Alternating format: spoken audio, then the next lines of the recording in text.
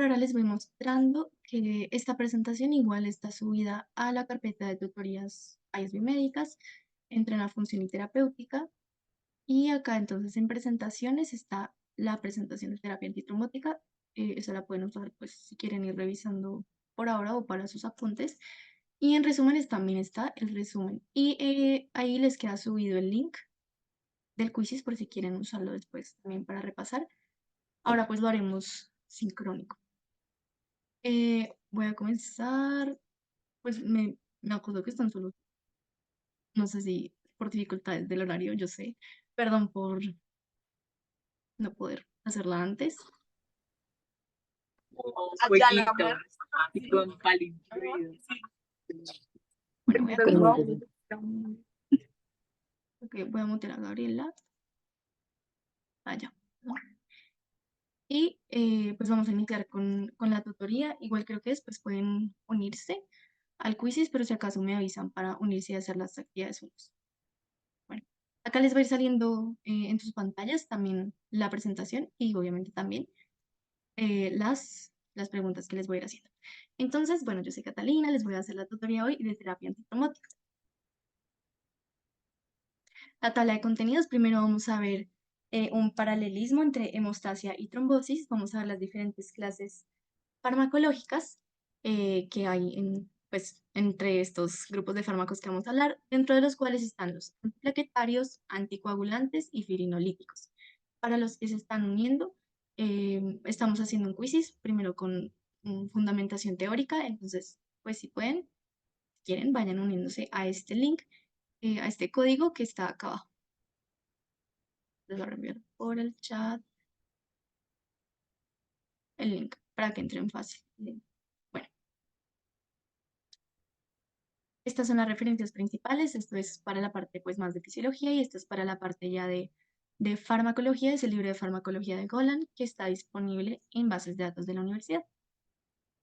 Bueno, entonces, la contraposición entre hemostasia y trombosis tenemos que tener en cuenta, uno, que la hemostasia es el proceso fisiológico normal, saludable, de prevención de la pérdida de sangre. Entonces, es lo que nos permite tener la sangre líquida cuando no hay lesión endotelial, pero cuando sí hay lesión endotelial, entonces se activan unos procesos que promueven, por un lado, por la hemostasia primaria, el tapón plaquetario, y por el lado de la hemostasia secundaria, la formación de un coágulo sanguíneo. Ahora bien, la trombosis es un estado patológico en el que hay inadecuada hemostasia. Entonces hay una predisposición hacia la procoagulación que se ve, pues, por ejemplo, en el caso de María, en el que están viendo trombosis venosa profunda, está en un estado que promueve la coagulación y este estado se ve clasificado, se ve estudiado por la triada de Virchow. Se puede decir Virchow, Birkhoff, yo lo he escuchado de muchas formas, pero bueno, podemos decirlo Birkhoff. Entonces, la primera pregunta, vamos a comenzar a ver si les sirve.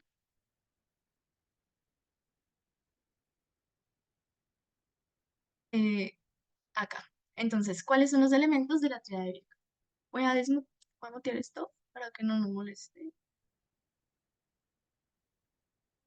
Bueno, entonces acá, como van respondiendo, igual se pueden ir conectando. Es lesión endotelial, flujo laminar, hipocoagulabilidad, o trombocitopenia, flujo turbulento, hipercoagulabilidad. Les queda 5 segundos. Vamos a ver. Listo. No sé si acá nos va a dar la retroalimentación. Ay, ups. Bueno. Entonces, perfecto, 4 lo tuvieron bien. La triada de Virchow establece, pues por un lado, 3 elementos, por eso es triada, que predisponen a la trombosis. Entonces, por un lado está la lesión endotelial, que es súper importante en todos los procesos, pero especialmente en los trombos que se dan en el corazón a nivel de infarto y también en general los trombos que se dan en la circulación arterial. Y acá es importante que ustedes ya tengan en cuenta, ya tengan bastante claro que esto de la triada de Virchow los va a ayudar para entender muchísimas cosas de aquí en adelante. Yo estoy en quinto semestre y yo les aseguro que esa triada se ha visto en todo. Ustedes ven la triada ahora en segundo, pues claramente con trombosis. En tercer semestre la van a ver con ácido isquémico, que tiene que ver con la formación de trombos. En cuarto la van a ver con el caso de infarto agudo de miocardio, que es el caso de dolor torácico en cardio. En quinto, literalmente, yo acabo de tener un caso de clínica, que es un paciente simulado sobre tromboembolismo pulmonar. Entonces, esto es súper clave que lo tengan claro desde ya.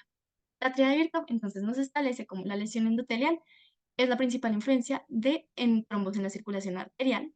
El estado de hipercoagulabilidad, pues este digamos que es el menos importante de los tres, aunque sí es importante, que establece que puede ser por causas genéticas, por neoplasias, es decir, por cáncer, o por uso de anticonceptivos orales, por ejemplo, María, que también usó por mucho tiempo estos anticonceptivos, o en un estado de embarazo o posparto, hay un estado hipercoagulable que me predispone a trombosis.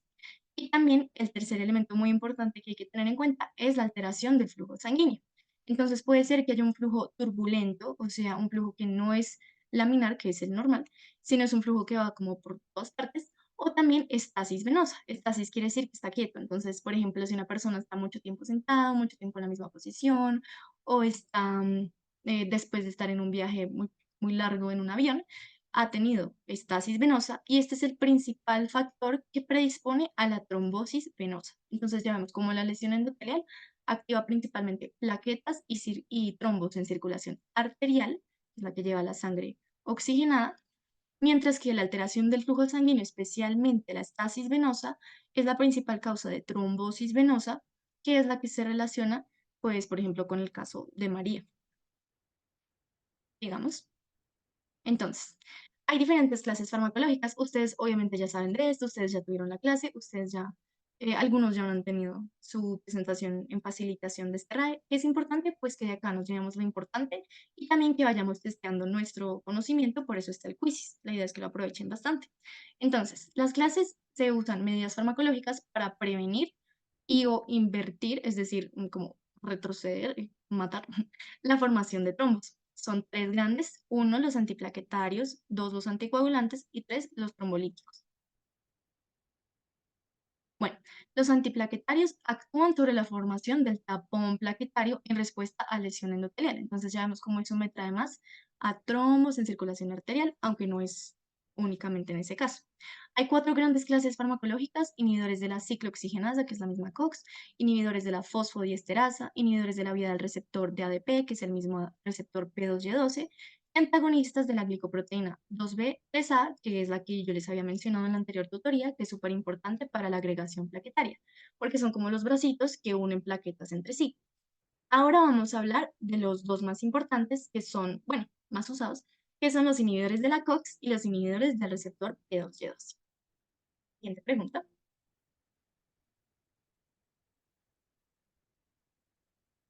Si los antiplaquetarios actúan sobre la formación del tapón plaquetario, ¿sobre cuál fase de la hemostasia actúan?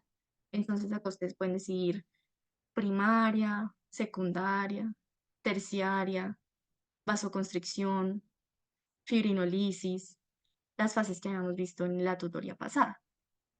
¿Cuál de esas es? Voy a ver cómo, creo que no me dejan las respuestas.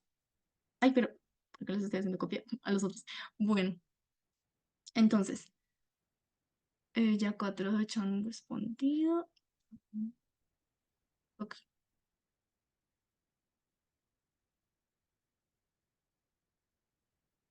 quedan 17 segundos. Entonces ya sabemos que la hemostasia se divide en hemostasia primaria, hemostasia secundaria, fibrinolisis, que es cuando estoy ya partiendo el coágulo, la malla de fibrina que formé previamente. Listo. Bueno, entonces, acá me sale muy bien, María del Mar, Isa. Eh, efectivamente, actúan sobre la hemostasia primaria, en la cual las protagonistas son las plaquetas. Entonces, dentro de los antiplaquetarios tenemos los inhibidores de la ciclooxigenasa, que la verdad, uy, esa imagen no se ve muy bien acá, pero ¿qué vemos? Tenemos el ácido araquidónico, que puede irse, digamos, por la vía de la ciclooxigenasa o puede irse por la vía de la lipoxigenasa. Si nos vamos por la vía de la lipoxigenasa, esto realmente es como un dato, no es importante ahora para antiplaquetarios, pero si nos vamos por la lipoxigenasa, el resultado va a ser la formación de leucotrienos. Pero si nos vamos por el lado de la ciclooxigenasa, el resultado va a ser la formación ya sea de tromboxano A2, que es un vasoconstrictor, como habíamos visto, es inductor de la agregación plaquetaria, también de la activación de todas las fases. O también se puede formar prostaglandina. Las prostaglandinas son importantes vasodilatadores, es decir, que no hace que el radio del vaso sanguíneo disminuya, sino que las prostaglandinas lo dilatan, aumentan el radio del vaso sanguíneo. Si nosotros usamos un antiinflamatorio no esteroideo, por ejemplo, el ácido acetil salicílico, o sea, la aspirina, vamos a inhibir la ciclooxigenasa. A nivel de las plaquetas, niveles bajos de ácido acetil salicílico van a aumentar la formación, bueno, van a aumentar, pues puede ser la formación de prostaglandina, pero principalmente vamos a inhibir precisamente la formación de tromboxano A2. Entonces, en ausencia de tromboxano A2 va a haber un descenso de la agregación plaquetaria, porque pues si la ciclooxigenasa me forma estos productos, si yo la inhibo, no me forma los productos, pero va a aumentar la respuesta antiagregación plaquetaria. Entonces no va a haber agregación, no se van a unir las plaquetas entre sí, no van a secretarse los gránulos, entonces todo eso que llevan los gránulos alfa y densos de las plaquetas no va a salir, no voy a fomentar la hemostasia y pues por lo tanto es un importante antihemostático y por lo tanto pues antitrombótico. El que más se usa como antiplaquetario, como ya les dije, es la aspirina a dosis bajas, porque si se usa a dosis altas ya es más a nivel de pues antiinflamación, por ejemplo, para el dolor. Bueno, siguiente pregunta. Esto lo recuerdo es como para que vayamos testeando como a nuestro conocimiento.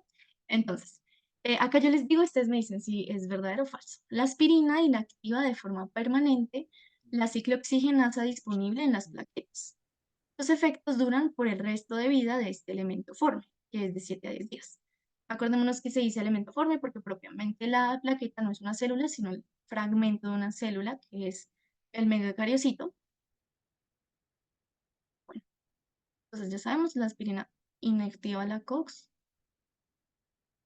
¿Cómo vamos? Este quiz está un poquito lento, pero eso, vamos súper bien. O sea, hasta ahora los que están en el podio está súper bien. La respuesta correcta es que es verdadero. Entonces, la aspirina efectivamente inhibe de forma permanente e irreversible la ciclooxigenasa disponible en las plaquetas.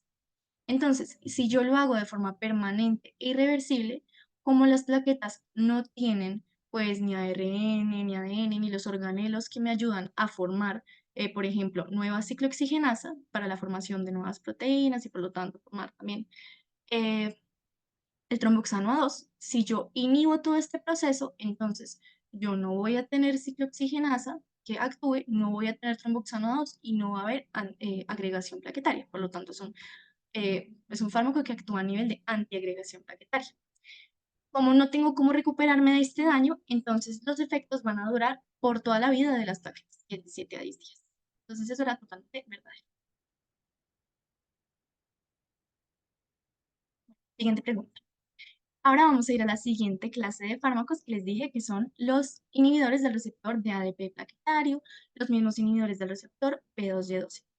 Acá les pido que por fin escriban un fármaco cualquiera que se les ocurra que inhiba el receptor de ADP plaquetario.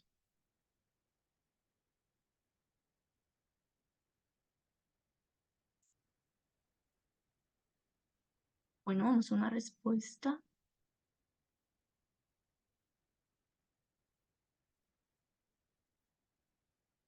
Ya sabemos que pues aspirina no es, porque la aspirina tiene otro mecanismo de acción, que es la inhibición de la ciclooxigenasa.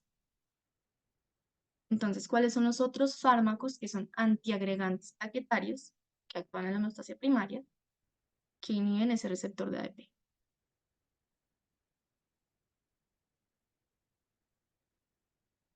Bueno, 3, 2.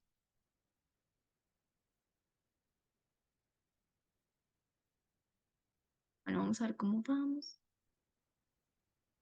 Ok. Entonces en estas vamos creo que un poquito más flojillas, pero el ejemplo que yo les puse era clopidogrel, sin embargo también es válido ticagrelor o prasugrel. Entonces, vamos a ver. Los Una duda, inhibidores, ¿la warfarina ahí es respuesta válida? eh, no, porque ya vamos a ver más adelante que la warfarina actúa a nivel de hemostasia secundaria, o sea, a nivel de no plaquetas, sino factores de la coagulación. Y la warfarina entra dentro de la categoría antagonistas de vitamina K. Ahorita vamos a verlo igual. Ok, listo. Gracias. Bueno, si persiste la duda, me dices, pero una vez lleguemos allá. Entonces, los inhibidores de la vida del receptor de ADP, una cosa común de todos ellos, o bueno, de varios de ellos, es que tienen GREL en alguna parte del nombre. Los ejemplos son, por un lado, los derivados de la tienopiridina, que son clopidogrel, prasugrel y pues ticlopidina, que es aparte, pero que se usa menos. Estos inhiben de forma irreversible este receptor. Entonces tenemos el receptor de ADP, que es un receptor transmembrana, esta es una plaqueta. Entonces, si yo inhibo esto, no se van a dar todos los procesos siguientes que fomentan la activación plaquetaria. Es decir, en una persona normal que no usa estos fármacos, el ADP induce pues la formación de AMP cíclico, hay proteína quinasa A y activo o promuevo la activación plaquetaria. Si yo inhibo esto, ninguno de estos procesos se da y por lo tanto pues va a ser un antiplaquetario, como les estoy diciendo acá. Receptor de ADP, como ya les dije, es lo mismo que receptor P2Y12. Estos derivados de tinopiridina tienen una máxima acción 8 a 11 días después de iniciar el tratamiento y son profármacos. Es decir, pues como ya les habrán dicho en farmacogenética y como también Caro les va a explicar, necesitan la activación del metabolismo hepático para que estos fármacos que ingresan al cuerpo tengan una acción verdadera a nivel farmacológico. Y otro que también es importante, pero es no derivado de tinopiridina, es el ticagrelor. Entonces ya sabemos, inhibidores de la vía receptor de ADP tienen grel en alguna parte del nombre. Una aplicación clínica importante es que en infarto agudo de miocardio, que es lo que significa IAM, siempre, o bueno, no siempre, pero muchas veces, se utiliza antiagregación dual. Entonces vamos a usar aspirina y también clopidogrel para evitar la recurrencia del infarto, es decir, a nivel de prevención secundaria. Ya vamos a entrar a la otra categoría de fármacos que les mencioné, que son los anticoagulantes. No estamos hablando de antiplaquetarios, sino anticoagulantes. Estos actúan sobre varios factores de la cascada de la coagulación, que es la que vimos en la tutoría pasada, y así evitan a nivel general la formación de una malla de fibrina estable, que es lo que me estabiliza el coágulo sanguíneo. Dentro de este hay 4 grandes clases farmacológicas. La warfarina, antagonista de vitamina K, las heparinas no fraccionada y también la de bajo peso molecular, los inhibidores selectivos del factor 10A y los inhibidores directos de la trombina, que es el factor 2A. Estos últimos dos, algunos de ellos hacen parte de la clase farmacológica de anticoagulantes orales selectivos. Selectivo quiere decir que van por un factor en específico de la coagulación. Una cosa clave que hay que llevarse es que por su mecanismo de acción, es decir, que anticoagulan, pues la hemorragia es un efecto común de todos los anticoagulantes, porque vamos a evitar la formación de todo tipo de trombos. Pregunta. ¿Está cargando? Ya. Si los anticoagulantes actúan sobre elementos de la cascada de la coagulación, ¿en qué parte de la hemostasia actúan? Acá es a nivel de qué fase de la hemostasia. Entonces, primaria, secundaria, trombolisis o vasoconstricción o degradación del coágulo. Bueno, en esta veo que están más rápidos. Les quedan 5 segundos.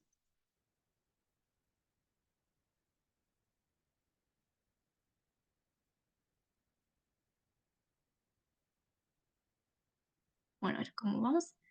Muy bien, pues veo que están bien. Entonces, em, efectivamente actúan a nivel de hemostasia secundaria. O sea, todos súper bien. Pues para tener bastante claro, entonces todos estos, warfarina, heparinas, inhibidores selectivos de factor 10A y del 2A, actúan a nivel de hemostasia secundaria, o sea, factores de la coagulación. Bueno, vamos a comenzar con la warfarina, que es un antagonista de la vitamina K. Su mecanismo de acción es que inhibe la vitamina K epóxido reductasa, que es la misma B-Cor-C1. Entonces, nosotros tenemos acá la vitamina K en forma inactiva y esta forma llega a su forma activa por medio de la enzima vitamina K epóxido reductasa. ¿Y para qué quiero yo tener una vitamina K activa? Pues para activar los factores de la coagulación. Entonces yo acá tengo uno que no está activado, que por medio de una reacción de carboxilación se activa. Esto es un proceso fisiológico, es decir, lo que pasa siempre. En una persona que necesita anticoagulación, digamos que tuvo trombosis venosa profunda, etcétera, entonces se le pone warfarina, que puede ser pues dicumarol, que es la molécula no sintética, y warfarina, que es la molécula sintética, e inhibe esta enzima. Si yo inhibo esta enzima, voy a tener la vitamina K en su forma inactiva y por lo tanto no voy a tener cómo activar los factores de la coagulación, que no son todos los factores, sino que son los factores 2, 7, 9 y 10. Acuérdense de la memotecnia, que es sucedió, entonces S se sucedió en 1972, 10, 9, 7, 2. Estos son factores de la coagulación, mientras que las proteínas C y S son anticoagulantes naturales. La warfarina tiene dos enantiómeros, que quiere decir que tiene como dos formas, la R y la S warfarina. La S es más potente. Esto va a ser importante, por ejemplo, para mantener un control adecuado de los niveles de anticoagulación de los pacientes. Entonces, para ver cómo van de acción de la warfarina, igual se los acabo de mencionar, pero es sobre qué factores de la coagulación actúa la warfarina. Entonces, puede ser 10, 5, 1, 12, 11, 9, 8, 7 y 3, o 2, 7, 9 y 10.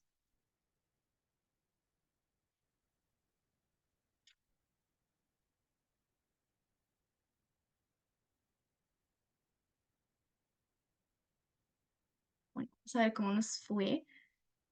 Esto es importante pues para que sepan sobre qué elementos en específico de la hemostasia secundaria yo estoy actuando con la warfarina.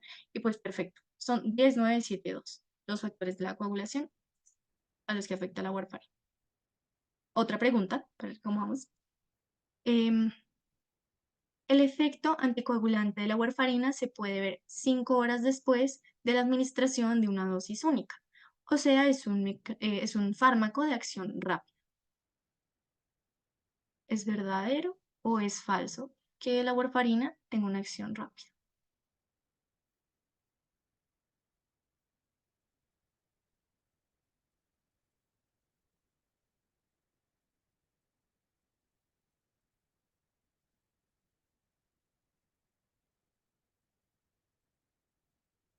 Bueno, vamos a ver cómo estamos. Listo. Entonces, la mayoría tiene claro que esto es falso, porque la warfarina, como vamos a ver ahora, es un fármaco que no es de acción rápida, sino de acción retardada. Esto es, pues, propiamente por su mecanismo de acción. Entonces, la warfarina depende de la semivida de los factores circulantes, de los factores de la coagulación que ya estaban formados. Entonces, una persona tenía, pues, antes de la administración de warfarina, X cantidad de factores de la coagulación, 10, 9, 7 y 2, que ya se habían formado previamente.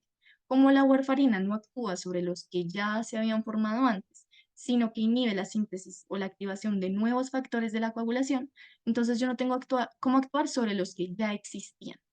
Por eso se dice que pues, la warfarina es un fármaco de acción retardada que actúa de 18 a 24 horas después de la administración, porque hay que esperar que todos los factores circulantes 10, 9, 7 y 2 dejen de estar activos. Semivida quiere decir el tiempo en el que tarda en reducirse a la mitad la concentración de un fármaco o una molécula, en este caso los factores de la coagulación. El uso de la warfarina vamos a prevenir la trombosis en pacientes predispuestos. Entonces, por ejemplo, en pacientes con fibrilación atrial, que es la misma fibrilación auricular, van a tener una predisposición a formar trombos que pueden ser bastante graves porque pueden llegar al cerebro. Entonces, queremos prevenirlo, usamos warfarina, o también en pacientes que han tenido episodios previos de trombosis venosa profunda o tienen un alto riesgo de desarrollar un episodio. La farmacocinética, recordemos que, bueno, farmacocinética es lo que el organismo le hace al fármaco, no lo que el fármaco me hace a mí, porque lo que el fármaco me hace a mí es la farmacodinámica. Tenemos que el 99% de la warfarina racémica, es decir, la de las dos formas, R y S, se une a proteínas plasmáticas. Esto es súper importante porque puede tener interacciones medicamentosas con otro fármaco que también se una a proteínas plasmáticas. También es importante tener en cuenta que se metaboliza por citocromo P450, o sea, se metaboliza en el hígado y luego se elimina por la orina. Entonces hay que tener en cuenta de otros fármacos que actúen sobre este citocromo para ver si hay interacciones medicamentosas. Las reacciones adversas al medicamento, pues la más clásica en los anticoagulantes, la hemorragia, por lo tanto hay que tener un control con el INR, que es el que vamos a ver ahora. También hay riesgo de teratogénesis en caso de que se dé durante el embarazo y hay riesgo de trombosis, paradójicamente, porque se da necrosis cutánea. Y esto se debe a que la warfarina inhibe pues, los factores 10, 9, 7 y 2, que son procoagulantes, pero también inhibe la activación de las proteínas C y S, que son anticoagulantes naturales. Entonces podemos estar inhibiendo a los anticoagulantes, o sea, promover de cierta forma la trombosis. Igual es una reacción adversa al medicamento rara. Bueno, siguiente pregunta. Igual, bueno, si tienen cualquier pregunta, o sea, a ustedes si les queda cualquier duda, me pueden escribir o pueden abrir el micrófono. Ay, bueno, bueno, paso otra vez. Eh, perdón, se me fue el internet un segundo, yo no sé por qué pasa. Igual se me está reconectando a Quizzes. ¿A ustedes los saco de Quizzes? ¿Me pueden escribir por chat o decirme? Acá me sale que pues todavía están 8 conectados. Sí, aún, aún. Ok. Pues vamos a ver cuando me carga la imagen. Ah, bueno, les estaba diciendo, no sé si me escucharon eso, que si tienen cualquier duda, igual me pueden escribir ahora por el chat o escribir después de la tutoría, o pues pueden abrir el micrófono. No sé por qué esto.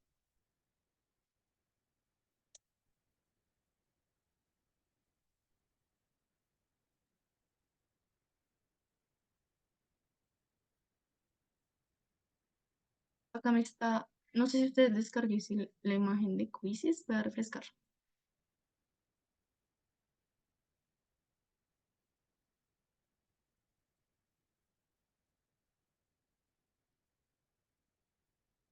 Listo. Entonces, ya habíamos dicho que, bueno, no sé si llegaron a esa parte. No sé en qué parte me salí. ¿Dónde quedamos? Ya les expliqué las RAMs. O sea, ¿escucharon eso? ¿Me pueden avisar dónde se quedó?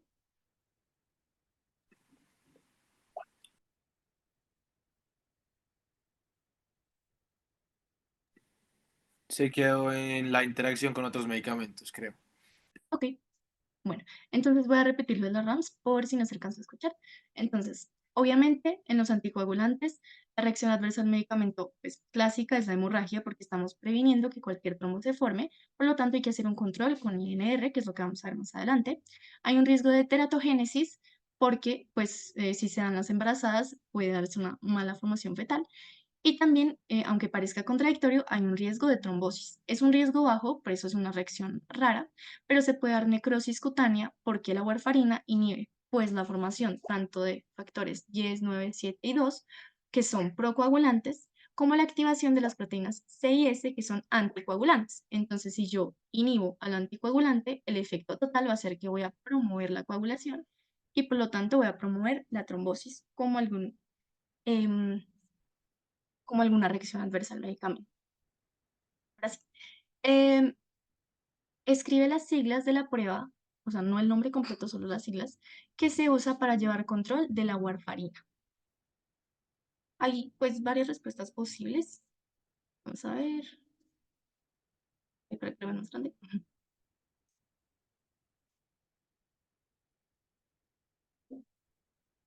Este control de la warfarina es muy importante, pues por un lado, en el caso que están viendo, el caso de María, pero también porque todos los pacientes con warfarina tienen que llevar un control estricto, ya que la warfarina tiene un rango terapéutico estrecho y es muy probable que vaya muy anticoagulado o muy poco anticoagulado el paciente y en cualquier caso va a ser mal. Bueno, quedan 10 segundos.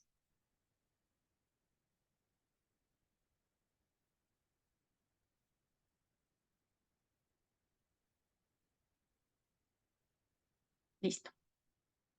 Vamos a ver cómo vamos.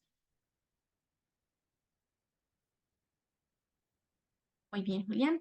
Entonces, se usa el TP, que es el tiempo de protrombina, o también en inglés, que es PT, y se lleva el control, pues propiamente con la razón o el ratio en inglés, que es el INR. Cualquiera de las tres opciones, pues es correcta. Entonces, ¿qué es el INR? El INR es una relación que se hace entre el tiempo de protrombina del paciente, o sea, el tiempo que tarda el paciente en pasar de protrombina, o sea, acá, a trombina en la cascada de la coagulación, eh, y lo dividimos sobre el tiempo de protrombina de referencia, el normal. Entonces, ¿qué buscamos? Que este tiempo de protrombina en los pacientes anticoagulados con warfarina esté ligeramente elevado a lo normal. Entonces, lo normal sería pues 1, o sea que la persona esté exactamente igual que la referencia, pero en las personas anticoaguladas queremos que se tarde más en pasar de protrombina a trombina, porque si nos tardamos más en este proceso, también nos tardaremos más en el proceso de paso de fibrinógeno a fibrina y por lo tanto la formación del coágulo final, la malla final. Entonces, con esto vamos a estar evaluando la vía extrínseca, porque también la warfarina, como inhibe el factor 7, dentro del 10, 9, 7 y 2, y como el 7 hace parte de la vía extrínseca, entonces si nosotros inhibimos esto, vamos a hacer que se demore más la vía extrínseca y por lo tanto en la vía común, que es esta que se relaciona con la protrombina, entonces también nos demoremos más en todo el proceso. Como les dije, entonces el tiempo de protrombina debe prolongarse, debe estar entre 2 y 3, aunque también depende, pero no demasiado, porque si se prolonga mucho, el paciente está sobreanticoagulado y va a tener un riesgo alto de sangrado. Bueno, pregunta. Ya pasamos a la siguiente clase farmacológica, que son las heparinas. ¿Qué categorías de heparinas hay? Las de selección múltiple. Ah, bueno, no sé, el que había hecho la pregunta de la warfarina, no sé si ya te quedó claro sobre su mecanismo de acción. Sí, ya, súper, gracias. Ok, dale. Entonces, acá están sus opciones de respuesta. De los tipos de heparinas, las categorías que clásicamente se diferencian.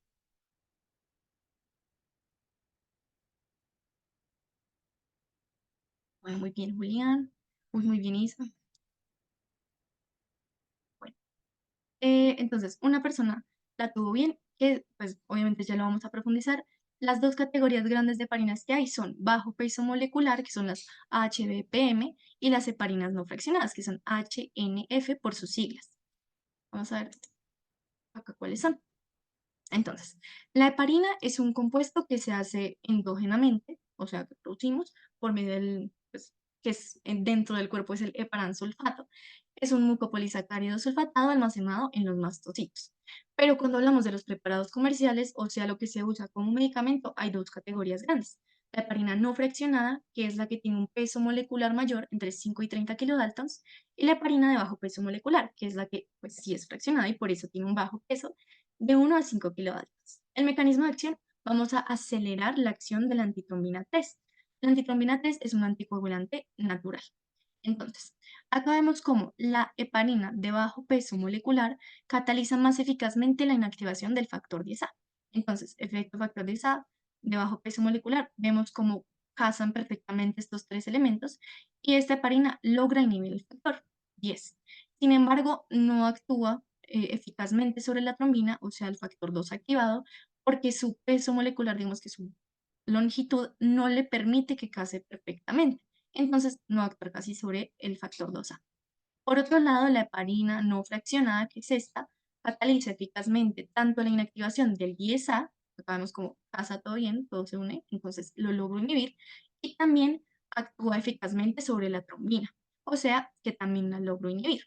Esto digamos que podemos hacer una analogía para acordarnos que la no fraccionada, como es tan larga, logra abrazar tanto la trombina como el 10A, mientras que la de bajo peso molecular, como es más chiquita, pues pesa menos, es más cortica, solo alcanza con sus brazos a abrazar uno, o sea, el 10A. El 2 no lo inhibe eficazmente. Bueno, pregunta para ver cómo vamos en esto. La heparina de bajo peso molecular es más selectiva que la heparina no fraccionada. ¿Esto es verdadero o es falso?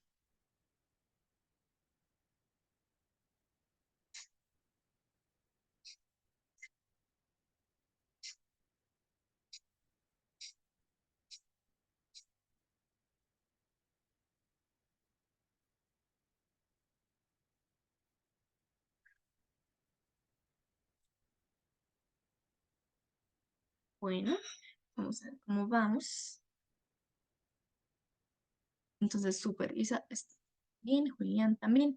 Entonces, la heparina de bajo peso molecular efectivamente es más selectiva que la heparina no fraccionada. Hay que tener en cuenta que selectivo quiere decir que va por un factor de la coagulación. Entonces, hay muchísimos a los que puede inhibir, pero un fármaco selectivo es aquel que inhibe específicamente uno.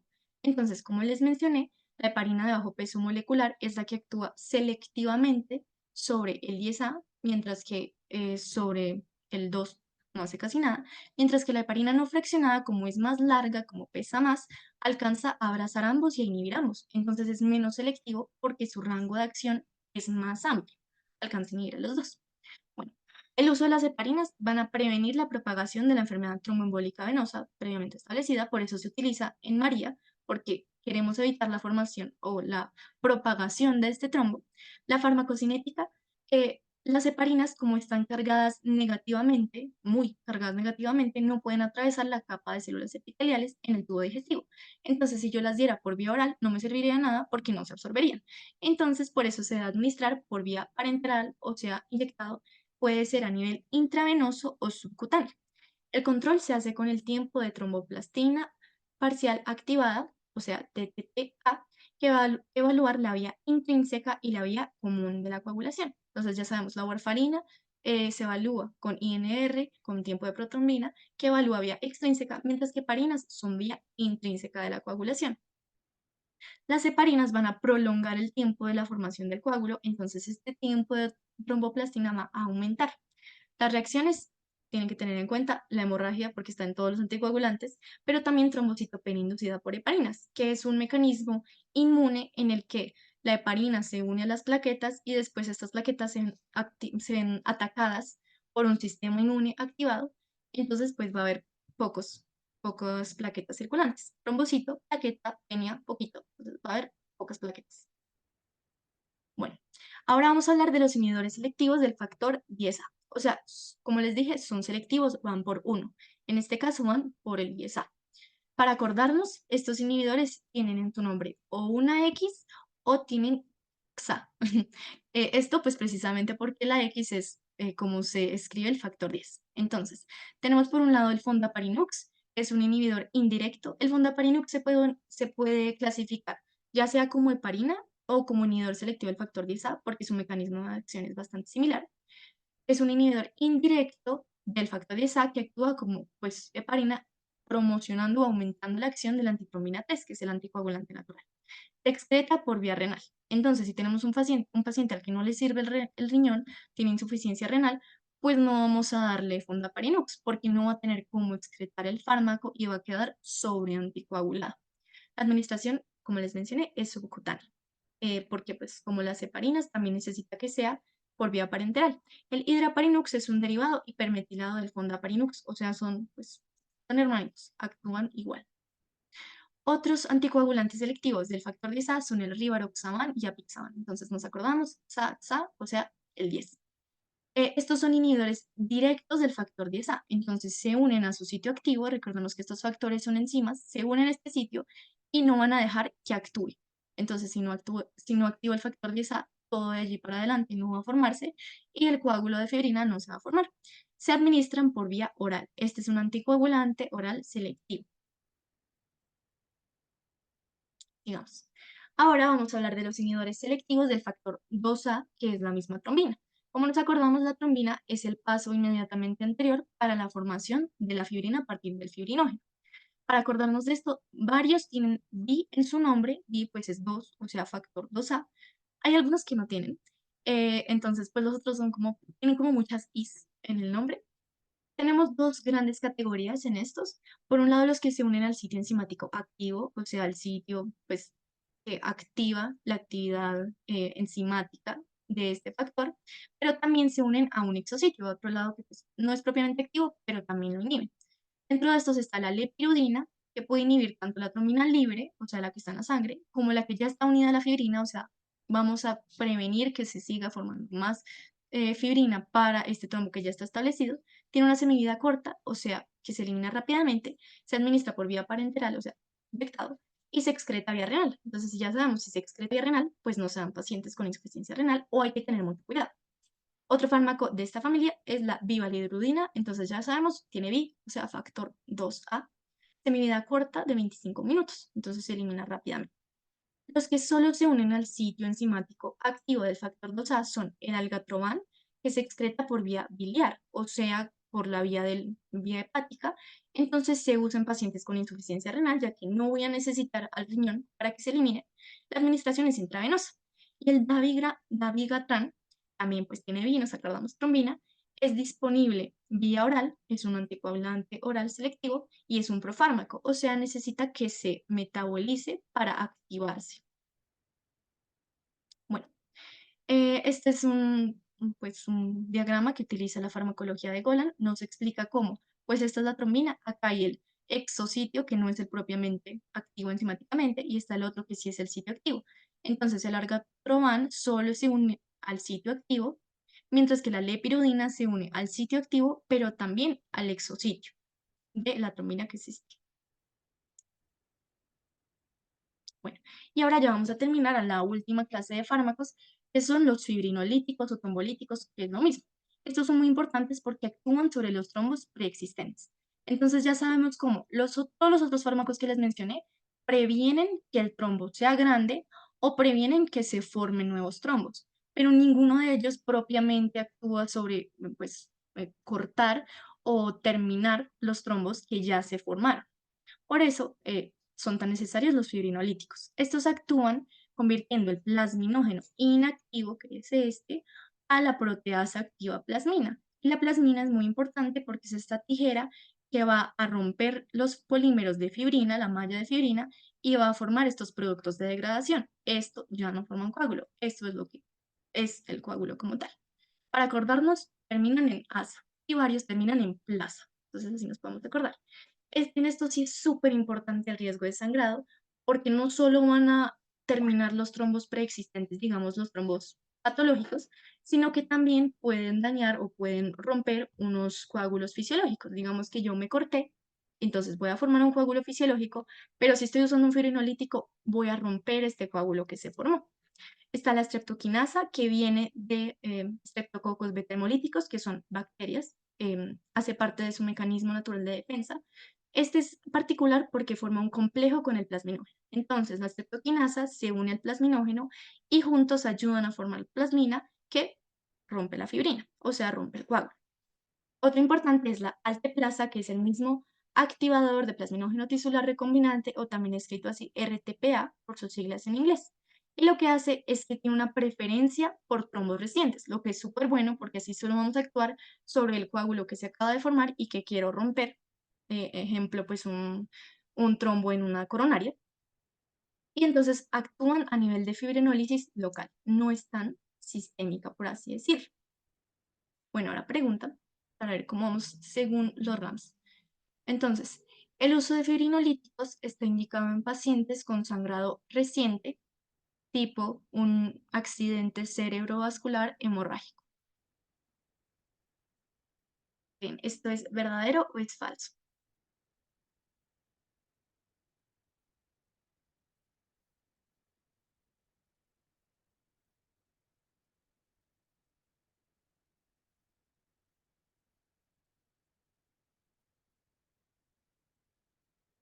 Listo. Entonces, pues vamos a ver cómo vamos. Bueno, súper bien. Em, bueno, acá en esta no nos fue tan bien, pero es falso, es todo lo contrario. Yo con fibrinolíticos no voy a querer pues romper un trombo en un paciente que sangró recientemente. ¿Por qué? Si el paciente tiene una predisposición a hacer hemorragias, o sea, un ACV hemorrágico o cualquier hemorragia, yo no quiero que aumente esa predisposición a hacer hemorragias, porque si yo le llego a poner un fibrinolítico a este paciente, pues hay un riesgo altísimo de que se me desangre. Ya tuvo riesgo de desarrollar hemorragia, no quiero potenciar o promover esas hemorragias. Por lo tanto, están totalmente contraindicados en pacientes con sangrado reciente y pues demás em, alteraciones de la coagulación. Otros fármacos importantes a nivel de fibrinolíticos son la tenecteplasa y la reteplasa, que son activadores de plasminógeno tisular genomanipulados que tienen una mayor especificidad por fibrina, o sea, que se unen a este trombo y van a activar, pues como ya sabemos, van a activar la plasmina a partir del plasminógeno y así vamos a lograr cortar el trombo. Entonces, como ya sabemos, los activadores extrínsecos de la plasmina está esta proteínasa que les dije, la uroquinasa, que pues también actúa a nivel de fibrinolisis, y la alteplasa, que es el mismo RTPA. Ahora sí, pues, resumen, son tres grandes clases farmacológicas: antiplaquetarios, los inhibidores de la COX, o sea, aspirina; los inhibidores del receptor de ADP, o sea, los que terminan o que tienen GREL, Clopi, Prazu, Optica, Grelor; los anticoagulantes, entonces, antagonista vitamina K, warfarina, súper importante; los que actúan con ayudita de la antitrombina 3, heparinas no fraccionadas y las de bajo peso molecular; inhibidores selectivos del factor 10A, son los que tienen SA, apixaban, rivaroxaban; y también inhibidores selectivos del 2A, que son los que tienen bi o muchas cis, digamos, bivalirudina o lipirudina. Fibrinolíticos, entonces, que se une el plasminógeno, proteinasa, el activador de plasminógeno tisular recombinante, alteplasa, y análogos de este activador de plasminógeno tisular, niteplasa y reteplasa. De los fibrinolíticos, todos terminan en asa. Y listo. Entonces, eso fue todo por la tutoría de hoy.